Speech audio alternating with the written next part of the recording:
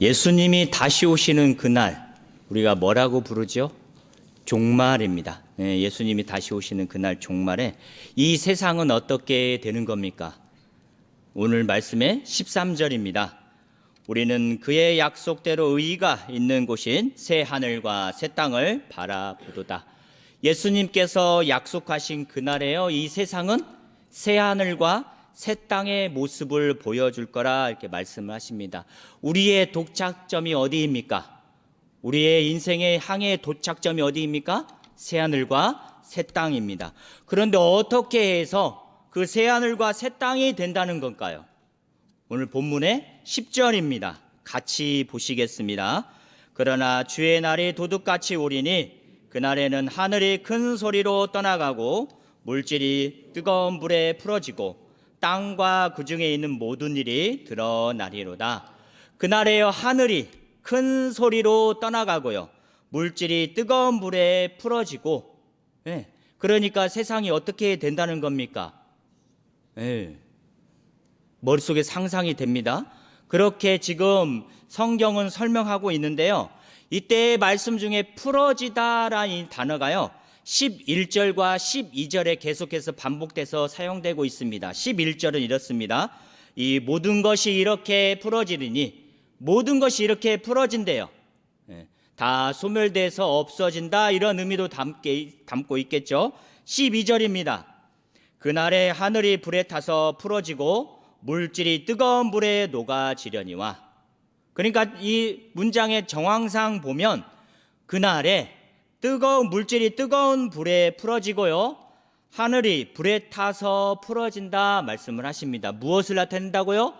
다 없어지고 새로운 하늘과 새로운 땅이 나타난다, 이렇게 우리는 이해할 수 있습니다. 그런데요, 더글라스 무라는 신약학자의 연구에 의하면 이러한 풀어지다란 단어가 6절에도 사용되는 것을 설명하고 있습니다. 이 단어를 어원적인 의미로요 6절을 다시 한번 봅니다. 이로 말미암아 그때의 세상은 물이 넘침으로 멸망하였으되. 풀어지다란 단어는 없는데요, 어원적인 의미로 이 단어가요 멸망하다라고 이렇게 지금 해석이 되고 있습니다. 그런데 지금 사건을 보니까요, 그때의 세상은 물이 넘침으로 멸망했다 합니다. 언제입니까? 우리가 잘 알고 있죠. 언제죠? 노아 시대. 맞습니다. 노아 시대 홍수로 물이 넘침으로 멸망해서 세상이 없어졌습니까? 아니에요. 우리가 알기로는 창세기 8장 12절입니다. 이렇게 기록하고 있습니다. 또 7일을 기다려 비둘기를 내놓음에 다시는 그에게로 돌아오지 아니하였더라. 비둘기를 내놔서 7일 동안 기다렸더니 비둘기가 다시 되돌아오지 않았대요. 그 이유는 물이 점차 빠지면서 비둘기가 머물 수 있는 안식처가 생겼다는 거죠. 그러니까 세상이 멸망했다는 의미가 아닌 거죠. 그러니까 우리가 알고 있는 그 멸망이라는 단어가 다른 의미로 지금 쓰였다는 것을 알고 있습니다. 그래서요, 이 노아는 방죽의 뚜껑을 열고 쳐다봅니다. 비가 그쳤네? 물이 조금씩 줄어들고 있네? 58일 만에 땅이 드러납니다. 그래서 방주에 있는 모든 생명체들이요 방주 바깥에 나가서 이제 다시 번성하게 됩니다. 그러니까 문장의 의미적으로 봤을 때는 그날에 새 하늘과 새 땅이 이루어지는 그날에 지금 살고 있는 모든 것이 싹 다 엎어져서 새로운 새 하늘과 새 땅이 일어나는 것이 아니라, 그렇죠, 뭔가 변화가 일어나서 새 하늘과 새 땅이 일어난다는 것을 우리는 알 수가 있습니다. 또 하나의 성경 구절을 찾아봅니다. 이 풀어지다는 단어가 다른 곳에는 이렇게도 사용합니다. 마태복음 26장 8절입니다. 제자들이 분개하여 이르되 무슨 의도로 이것을 허비하느냐. 이때 이 풀어지다란 단어가요 허비하다란 그런 단어도 해석이 됩니다. 그러니까 배단이 나병 환자 시몬의 집에 예수님이 식사를 하고 있습니다. 한 여인이 와요. 거기에서 향유 한 옥합을 깨뜨려서 예수님 머리에 붓습니다. 제자들이 보고 분개해요. 무슨 일이냐? 아니 그렇게 아까운 것을 왜 허비하느냐? 그러니까 이때 이 풀어지다, 멸망하다라는 이 단어가요, 어떻게 사용됩니까? 유용성을 잃어버렸다라는 의미가 됩니다. 그러니까요, 이런 걸 전체적으로 다 보면 우리 그날에 새하늘과 새 땅이 일부가 변화되었다라는 것을 파악할 수 있습니다. 이런 관점으로 한번 다시 10절을 봅니다.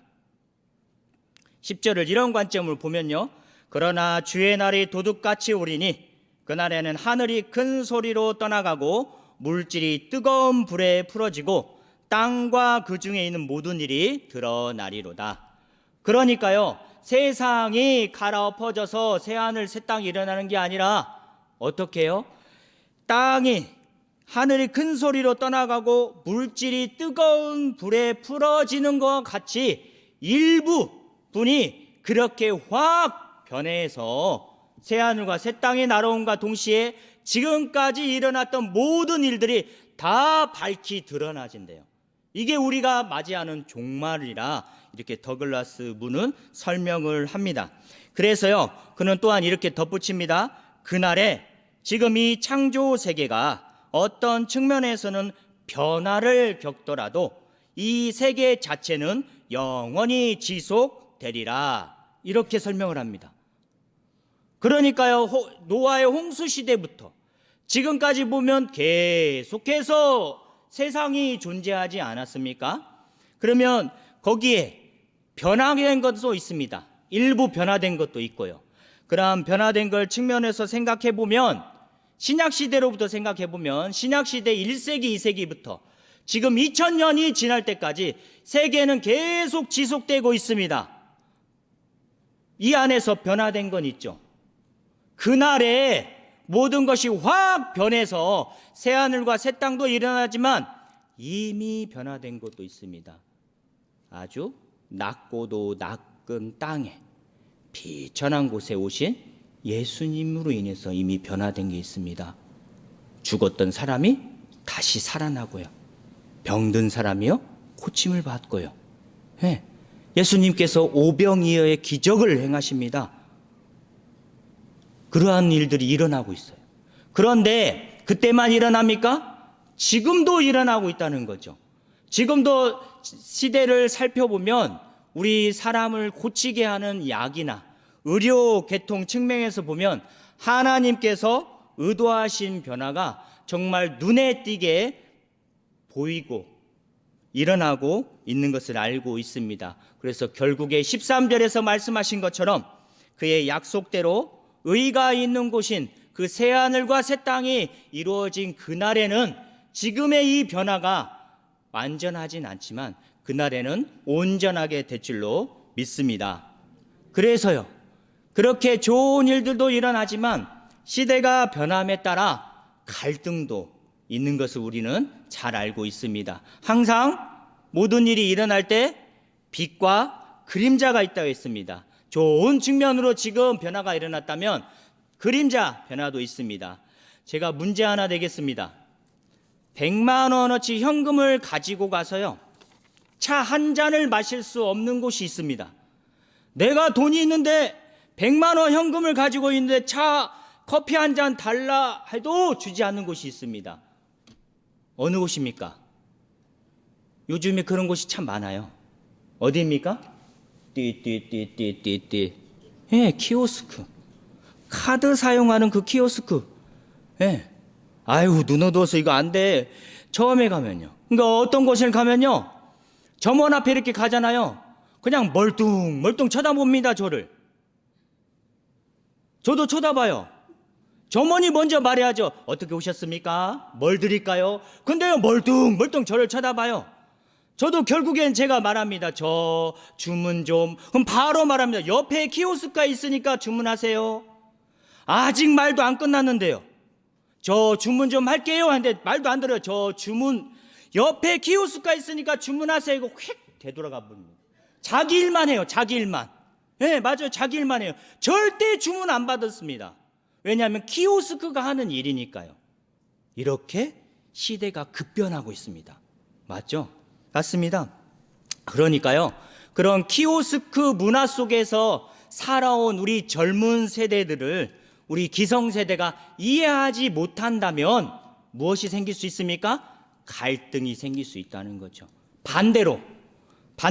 젊은 세대들이 지금까지 살아왔던 이런 기성세대의 문화를 또 이해하지 못한다면 또 그 속에서 무엇이 생길 수 있습니까? 갈등이 생길 수 있는 거죠. 그러니까 우리의 인생을 곰곰이 생각해 보면요, 사실 현금을 주고 또 주문받는 곳에서 식사하기를 또 차 마시기를 원하시면 그곳에 가서 이용을 하시면서 살아가시면 됩니다. 그래요. 반대로요, 편리하게 테이블에 딱 앉아서 띠띠띠 주문하고요, 바로 결제하면 알아서 로봇이 또 갖다 줍니다. 예, 그거 받아서 이렇게 먹기 편하게 살아가길 원하면 그렇게 살아가길 원하면 그렇게 사시면 됩니다.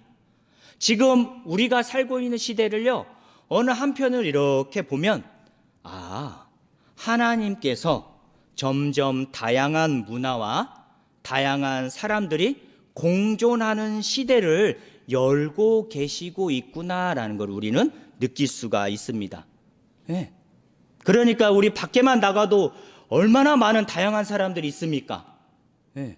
그런데요, 거기에서 우리가 또 하나 생각해야 될 점이 있습니다. 그러기 때문에 우리는 틀리다와 다르다를 분별해야 할 것입니다. 내가 맞고 네가 틀렸어가 아니고요, 서로 다르게 살아가는 인생인 뿌린 것을 우리는 알아야 할 것입니다. 그러니까 이 가사 있지 않습니까? 가사. 잘난 사람은 잘난 대로 살고 못난 사람은 못난 대로 산다. 이 가사가요, 가슴에 확 와닿습니다. 그렇게 우리는요, 하나님이 주신 그 삶을 그렇게 살아가면 됩니다. 누가 틀렸고 누가 틀렸고가 아니고 다르게 살아가는구나. 그런데 중요한 게 있습니다. 여기에서 중요한 게 있습니다. 그러한 다른 삶을 살아가는 우리 인생 한 명 한 명을 하나님은 존중하셔서요, 예수님께서 이미 이 땅에 오셔서 이 시대를 변화하게끔 일했던 것처럼 우리 인생 한 분 한 분을 한 분 한 분의 다양한 삶을 축복의 통로로 부르신다는 겁니다. 우리의 삶 그 자체로 부르셔서요, 그 삶 가운데 우리를 축복의 통로로 사용하신다는 겁니다. 그거를 우리가 성경에서 알아볼까 합니다. 맨 먼저요, 축복의 통로 잘 아시는 분 한 분 계십니다. 누구 있습니까? 복의 근원. 네. 땅의 모든 족속이 너로 말미암아 복을 얻을 것이다 말씀. 누구죠? 네, 아브라함. 아브라함도 축복의 통로로 사용을 했고요. 사도 바울은 어떻습니까? 사도 바울은 어떤 축복의 통로로 사용했습니까?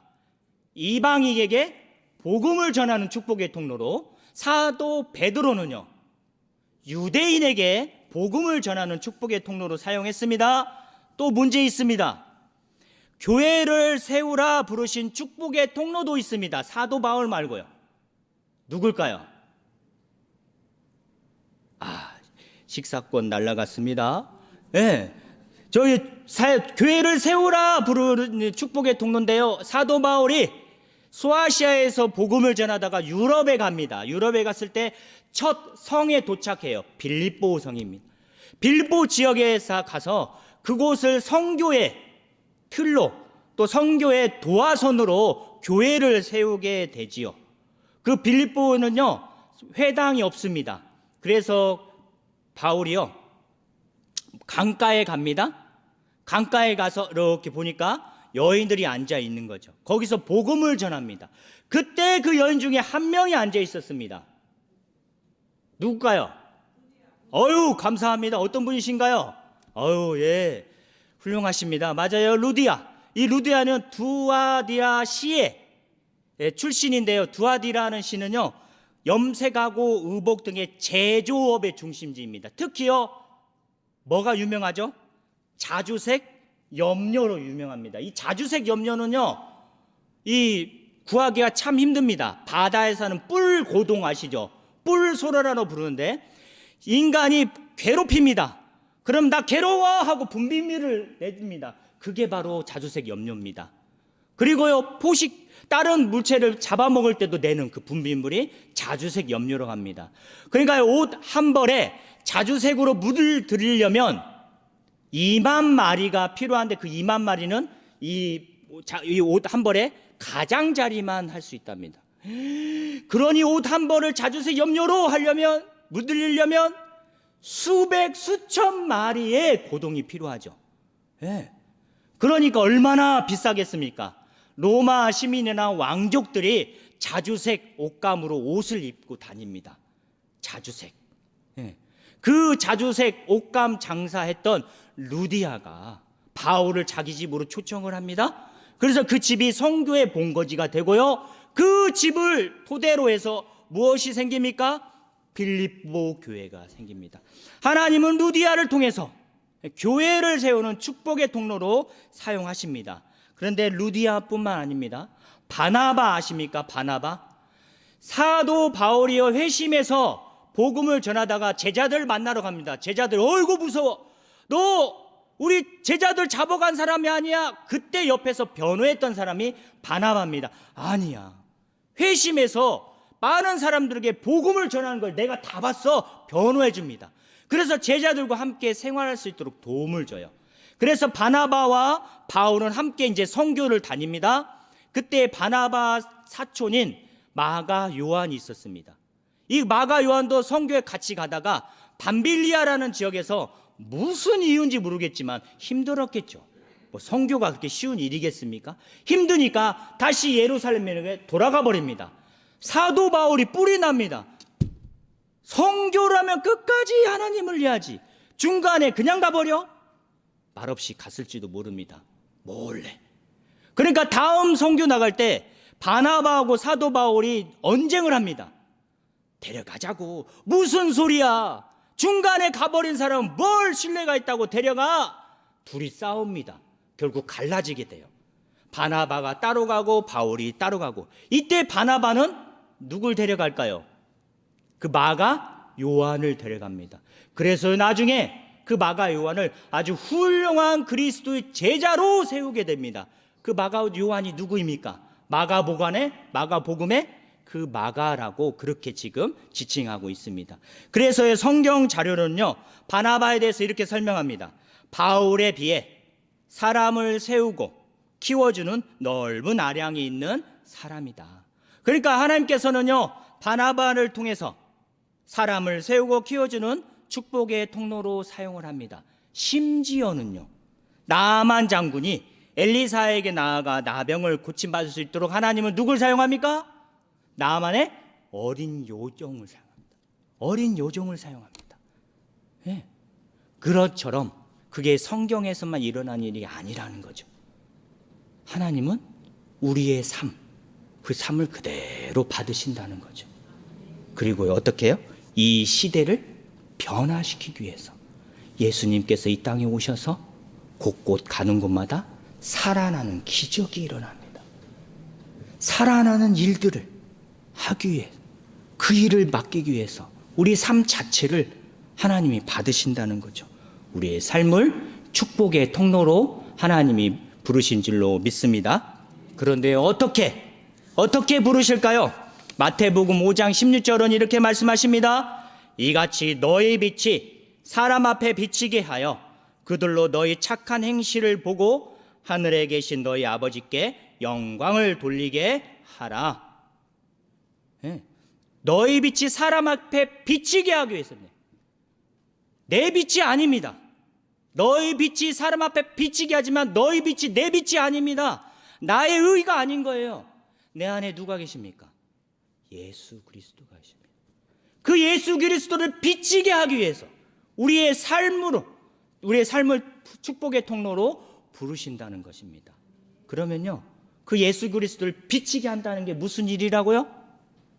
나도 살리고 남도 살리는 그러한 축복의 통로로 하나님이 우리를 부르신 줄로 믿습니다. 가정에서요, 얼마나 애쓰십니까? 이 가정 살린이라고 정말 죽기 살기로 얼마나 힘드십니까?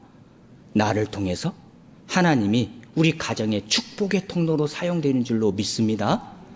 내가 쓰러지면 우리 가정이 살아나지 못해요. 오늘 삶의 터전에서도 마찬가지입니다. 얼마나 힘드십니까? 얼마나 애쓰십니까? 교회에서도 마찬가지입니다. 헌신하시니라, 봉사하시니라 얼마나 애쓰십니까? 하나님이 삶의 터전에서도 또 교회에서도 축복의 통로로 우리의 삶, 우리를 부르신 줄로 믿습니다.